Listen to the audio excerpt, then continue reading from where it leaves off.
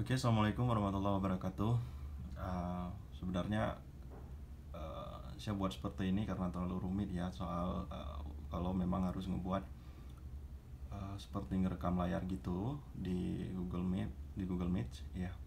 Nah, tetapi untuk memenuhi tugas kali ini pada Pak Azhar, yaitu tugas ke-11 dan ke-12 tentang semi proposal, dan kemudian uh, membuat sebuah video yang direkam untuk dikirim linknya. Tetapi di sini saking saking gapteknya ya mungkin saya ya, tapi nggak apa-apa, saya penuhi lewat video yang seperti vlog gini. Nah, di sini saya ingin mencari satu permasalahan tentang pengaruh persepsi masyarakat Aceh terhadap investasi pada saham syariah. Nah, sebelum saya bahas kepada latar belakangnya, nah tentu ini background saya sendiri tidak di pasar modal gitu, tetapi investasi saya di pasar modal. Nah, saya menjadikan pasar modal tempat saya mempunyai bisnis selanjutnya, karena berhubung track record saya di entrepreneur, dan kemudian di ekonomi syariah ini juga itu tidak linear terhadap yang saya ambil dari S1 saya, karena saya berasal S1 dari pendidikan bahasa Arab. Nah, kenapa saya mempelajari ekonomi syariah? Nah, tentu untuk usaha saya sendiri, tentu bagaimana menerapkan konsep syariah.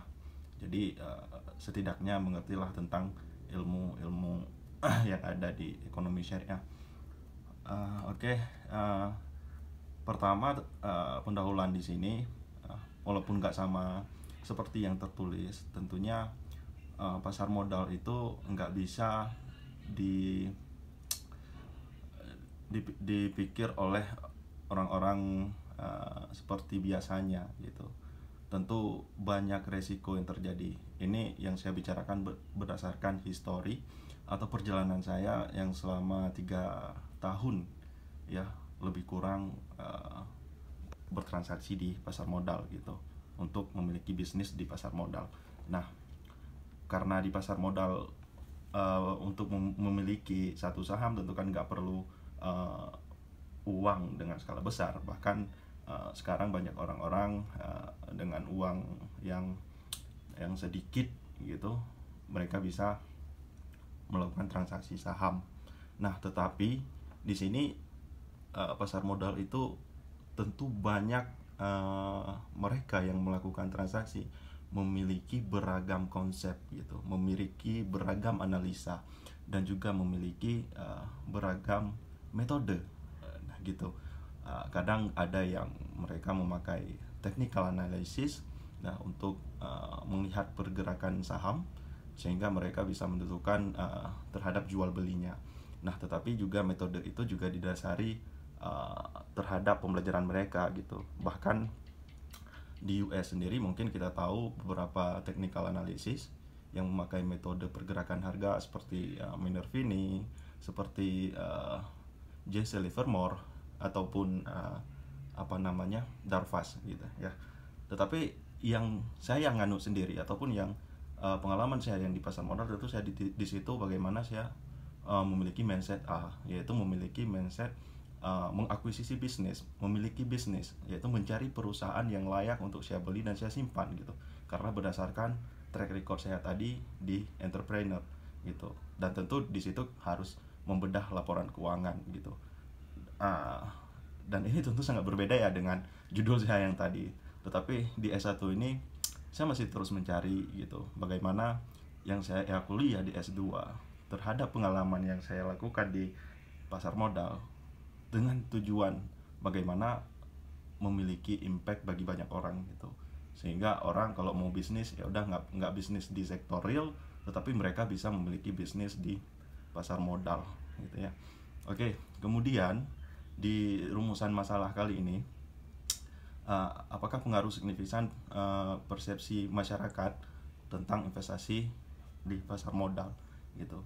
Nah, kalau membahas apa yang saya buat di sini, tentu banyak kesalahannya. Tetapi di S1 ini saya coba berpikir lebih gitu, bagaimana cara agar perjalanan saya di pasar modal bisa memiliki impact bagi orang gitu, bagi banyak orang. Dan ketika orang menanyakan tentang investasi pasar modal itu terlalu beresiko yang kata orang gitu, investasi di pasar modal banyak spekulan gitu. Dan mungkin tentu kembali lagi kepada mindset yang mau dijalankan gitu. Tetapi tentu tidak logis kalau memang saya harus berbicara tentang sisi gelap pasar modal, tentang konsep bandarmologi di pasar modal, harga saham yang naik karena dilakukan oleh market maker gitu, harga naik dinaikin oleh sosok bandar yang mempunyai dana besar gitu kan. Dan tentu itu menjadi sisi gelapnya, sehingga karena di sini saya bukan shareholder di pasar modal dan juga bukan pihak dari IDX sendiri gitu kan, terus mencari pertumbuhan terhadap pasar modal. Sepertinya itu nggak penting bagi saya, karena di sini di pasar modal hanyalah pengalaman saya untuk bertransaksi, bagaimana memiliki sebuah bisnis yang sama-sama dimiliki sama ownernya. Jadi saya tentu mempercayai ownernya untuk menjalankan bisnis, dan tentunya itu sangat berbeda dengan hal-hal yang dilakukan oleh kebanyakan orang gitu, untuk memiliki mindset A sebagai mindset investor, bukan mindset spekulan, dan juga bukan mindset trading harian gitu. Mungkin kalau mereka hari ini ngebeli di harga tertentu, ya 1 hari 2 hari ketika harga naik dan mereka bisa ngejualnya gitu, bukan dengan prinsip bagaimana memiliki bisnis, membeli bisnis di harga murah tetapi menjual di harga mahal. Kita bisa tahu mereka-mereka yang di US sana, di Wall Street, bertransaksi di pasar saham itu kebanyakan yang dianut oleh Benjamin Graham misalkan, atau yang dianut oleh Warren Buffett, yang dianut oleh William J. O'Neill, dan banyak sekali orang-orang yang sukses di pasar modal. Mungkin di Indonesia juga ada orang seperti itu, yaitu seperti Lo Keng Hong atau juga seperti Sandiaga Uno. Dan tentu mereka berdua memiliki pola pikir yang berbeda. Sedangkan Lo Keng Hong orang yang value investor, yaitu membeli perusahaan yang under value banget, ngelihat harganya udah salah harga di pasar, ya dia menyumblahkan berbagai macam cara melihat ke sebuah perusahaan, melihat utang perusahaan atau aset dan sebagainya, sehingga menjadikan referensi beliau untuk membeli bisnis tersebut yang di pasar modal. Nah, mindset seperti inilah yang nggak akan kita dapat di dunia nyata gitu, atau perusahaan-perusahaan inilah yang nggak kita dapat di dunia real gitu. Kenapa? Karena kalau perusahaan bagus atau nggak ada utang misalkan, asetnya banyak, misalkan kita menawarkan diri untuk menjadi investor mereka, tentu hal yang sulit, nggak ada yang mau. Misalkan kita mau investasi di usaha orang lain, anggaplah saja private equity, tentu itu sangat sulit ya. Karena kenapa? Ya mereka nggak butuh modal gitu, ngapain harus bagi-bagi keuntungan kepada orang lain. Nah, tetapi di sini ya saya banyak kesalahan sih. Kalau memang harus mengikuti tata cara bagaimana untuk menjadi seorang akademisi, ya harus seperti struktur-struktur ini, tentu itu agak rumit ya, karena kembali lagi ke mindset kita masing-masing. Tapi nggak apa-apa, ini tahap awal saya yang harus saya pelajari. Nah, meskipun saya tidak berkeinginan untuk menjadi seorang profesional juga, bekerja di perusahaan tertentu ya, dan kedua saya juga sangat kecil berkeinginan untuk menjadi seorang akademisi. Tetapi kalau memang ini Bapak anggap salah juga, it's no problem for me, karena itu Bapak sebagai pembimbing saya. Tetapi masih panjang perjalanan untuk saya pelajari bagaimana saya bisa menyelesaikan perkuliahan ini ya, dengan memiliki satu penelitian yang mempunyai impact bagi banyak orang.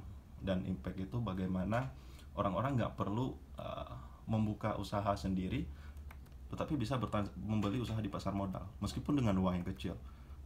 Tetapi ada resiko yang harus dibayar misalkan gitu ya. Resikonya mungkin kalau mereka salah memakai mindset gitu. Nah, tetapi kalau mereka yang bermindset A dalam tanda kutip itu entrepreneur, tentu hal-hal di sini menjadi satu opportunity bagi mereka ketika melihat perusahaan-perusahaan yang dijual di pasar modal. Nah, let's say ketika saya membeli sebuah perusahaan, saya melihat fundamentalnya tentu ya, kemudian ownernya sendiri siapa, karena banyak pengalaman dari beberapa tahun lalu. Tentu kerugian investor itu disebabkan karena orang ikut-ikutan dan kemudian juga karena ownernya yang tidak memiliki GCG atau good corporate governance terhadap perusahaan mereka. Nah, tetapi ketika kita mempunyai owner yang betul-betul mempunyai perusahaan yang ownernya betul-betul peduli terhadap investornya ya, mungkin menjadi sebuah opportunity ya. Bahkan saat ini 2021 saya melihat ada perusahaan yang dimana hari ini bisa dimiliki dengan harga yang sama-sama dimiliki oleh pemiliknya sendiri, ownernya sendiri. Nah, dan tentu itu nggak akan terjadi di sektor real gitu, hanya ada di pasar modal. Nah, bagaimana bisa melihat itu? Tentu saya baca laporan keuangan, menjumlahkan market kapitalisasi perusahaan, kemudian menambahkan kas perusahaan, mengurangi ke utangnya perusahaan, kemudian melihat sisi produknya, melihat sisi ekspansi mereka ketika mereka melakukan public expose. Tentu menjadi sebuah peluang ya, menjadi sebuah peluang terhadap apa yang saya jalankan gitu. Kemudian dari sisi teknik analisis data ya. Nah, dan disinilah saya ingin mencari data ini. Tentu mungkin nanti Bursa Efek ataupun OJK ya tentu menjadi peran penting di situ ya. Nah, dan tetapi kalaupun ini bukan dengan tujuan saya yang tidak saya harapkan, tentu agak sulit ya untuk memikirkan penelitian permasalahan apa yang harus saya angkat di mata kuliah ini untuk menyelesaikan tesis saya nantinya. Itu hal yang sulit ya. Tapi saya tetap berusaha ya, karena udah mengambil jurusan ini ya. Kemudian berdasarkan pengalaman di pasar modal, berdasarkan literatur yang saya baca ya, baik itu buku-buku yang dikarang oleh Benjamin Graham, Value Investor, ataupun buku-buku dari Warren Buffett. Kemudian ada buku dari William J. O'Neill, Maynard Finney. Tentu itu menjadi acuan dasar saya bagaimana memberikan impact bagi orang-orang yang ingin bertransaksi di pasar modal. Tentu kalau memang Bapak menilai terhadap apa yang saya buat hari ini, tentu ini sangat kurang sekali, saya mohon maaf ya. Tetapi kedepannya saya juga akan berusaha semaksimal mungkin dengan tujuan yang saya bicarakan tadi, bagaimana sama-sama saya membuat penelitian sehingga penelitian saya bisa bermanfaat bagi banyak orang ketika mereka ingin bertransaksi saham di pasar modal tanpa spekulan. Karena saya nggak membahas sisi gelap pasar modal yang banyak dibahas oleh analis keuangan, mereka yang bertitel MBA misalkan, lulusan luar negeri, kemudian bekerja di bawah corporate ya gitu. Tentu banyak kesalahan di situ. Kenapa? Karena semua orang ada kepentingan tertentu di pasar modal. Oke, 15 menit ini thank you banyak, terima kasih banyak presentasi saya, dan saya harap Bapak mengerti apa yang saya bahas di sini, dan saya harap Bapak mengerti juga tentang tujuan saya mengambil S2 ini apa. Oke, thank you, terima kasih sebelumnya. Assalamualaikum warahmatullahi wabarakatuh.